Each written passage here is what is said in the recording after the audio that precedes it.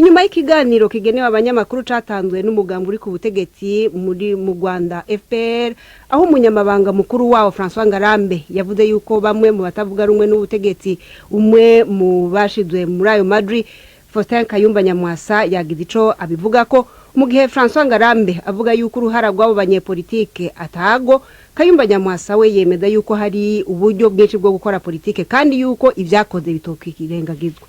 Niba yibwira ko bose ntacyo bagize uruhare mu kugira ngo FPR ije ku butegetsi nuko atabizi. Twagiramungu kuva muri 1991 mu mishyikirano yaberaga mu Bubiligi, niba Ngarambe atazi akagamaro ka Twagiramungu nuko atazi FPR. Niba atazi neza imishyikirano yarusha uko byanagenza aho bagiye no kwandika izina rya Twagiramungu mu masezerano nuko byatabizi. Niba atazi akazi ka Gahima akakaregya akarudasingo none se nyine Ngarambe ubundi we yabibwirwa n'iki? Ikibazo we nuko yumva u Rwanda akarubonamo Kagame, akira ko Kagame u Rwanda ari nk'akarima ke, niyo mpamvu avuga ibyo ngibyo. Abandi nyine ntashobora kubabona. Ibirera rero Ingabire na bamushayidi n'abandi none se cyatoje atavuze na Bizimungu ngo yengereho ntacyo bitinka. Aba bose iyo badafungwa n'abandi bose bahunze abapolitisiye ubwo bundi abo bose bari iki kuva mbere ko nabanshi bamutanze kuba minister n'abandi bamutanze no gukora akazi ka FPR. Mu Kirundi turavuga ngo ntambavu n'ukwaha, mushatse kuvuga yuko harimo gutandukanya ibyo munenga ubutegetsi na Kagame nka president ubwiwe. Kagame tumunenga ubwicanyi. Ubwo bwicanyi ntabwo Ngarambe ejo yigeze ajya hanze ngo kubwire ko Kagame atajya ategeka ubuntu bw'ibintu by'ubwicanyi hariya.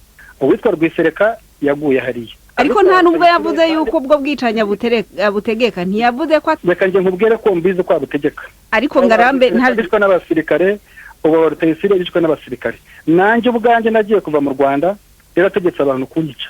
Naje mu Rwanda ibyo bintu byose nze ko bihari. Ndahava ndagenda. Ubwo bwicanyi rero bugera mu Rwanda tunarega Kagame ko tubifitiye ibimenyetso na Kagame azaje kuri radio aze tujye kuri debate ngende umubwire ubwo bwicanyi nuko mbumuziho. Icyo ni kimwe. Icya kabiri tumurega amariganye uburiganya mu matora. Wowe igihe ubona Kagame abana 93% twadaga tuvuga ko Habyarimana abona amajwi mu matora y'ikirenga tukanabirwanya kuki byaba byarabaga biri kuri Habyarimana bikaba byiza kuri Kagame. Ariko Ngarambe avuga yuko mugwiza amajambo aho gukora muravuga. Uryo byo gukora rero niko twakoze ahubwo Ngarambe we nirusahurira mu nduru. We ntacyo yakoze uretse kubihenderwa kandi ntabyo yakoze. None se ni ikiye gihugu cyaho umuyobozi asahura abantu ntibabivuge? Wasobanura ute umuperezida ugira indege ebyiri akazikodesha amafaranga akayajyana noneho warangiza ayo mafaranga yakarihiye abanyarwanda nibura abanyeshuri buruse nk'imyaka 20 akayishyiraho? Igihe bivuze ubutakoze wamenye se ko no kugira ngo tubishake tunabigaragaze ko tuba twakoze. Ugukora ntabwo ari gusingiza amanyanga nibitagenda, ugukora ahubwo no kugaragaza bitagenda. Iyo bintu bimaze umwaka kigera hano bagiye bavuga ko bagomba kudusubiza mu Rwanda. Niba bigeze igihe tubona n'ubuhungiro babanje kohereza hano inzandiko dusaba ko dusubiza mu Rwanda. Izambere zari zasinye n'umusirikare wo muri Odutora bigeze hano barabyanga ngo ngayohereza ibindi. None rero ntabwo abantu bafata gusa ngo basubize aho babashaka kandi birakukarugarana amategeko yarayize kandi nahayize nariko niho twahize. Extradition ubwayo ni process ijya mu rukiko bakiga bakareba umuntu niba agomba gusubira aho ngaho aho bamushaka. Ko twari twarahawe ubuhunzi ni ikigaragaza ko muri South Africa babona ko dufite impamvu twahunze. Ibyo rero igihe bibaye ntabwo bongera ngo gusubize mu gihugu noneho icyo wahunzemo kandi bakaba baraguhaye ubuhunzi kugira ngo gusubira aho ngaho, ahubwo bakubuza gusubira muri icyo gihugu kugira ngo icyo gihugu ntuzagisubiremo. Avuga ko u Rwanda rwiteguye kuguha imbabazi niba witeguye gutaha kuko bakurikije ibintu wakoreye igihugu utashye ugasaba imbabazi baziguha. Kuva mu mwaka wa 2003 mu Rwanda hari kampanye yo kunyangisha abanyarwanda.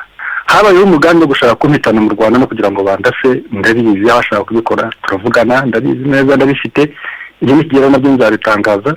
Nageze hano ibyambayeho murabizi, muziko narashwe maze kuraswa harabihakana, ariko muzi neza ko bavuze mu nzego za leta ya South Africa ko abagiye kunyica bakoreraga igihugu. Igihugu byumva koko umva nari ngiye kuraswa ndase n'igihugu nka ni Cameroon, ise ni Cambodia yanshakaga, umva rinde washaka kubikora. Ubwo izo mbabazi zaba umuntu ashatse kwikira mu Rwanda ukajya hanze ukanamuhunga akagukurikirana akajya kukwikirayo, izo mbabazi zaba zishingiye kuki n'imyaka yose? ubu se ubundi mwaka wamaze hano amagambo birirwa bamvuga mu Rwanda n'ibyo birirwa bigisha abanyarwanda ko bo babyumva, ubwo byo ni ukuvuga ko uzajya kubana nandi? Harya ba bandi bakubwiraga ngo wapfushije umubyeyi wawe ngo ntibaza kugushyingura ngo ubyumve ute?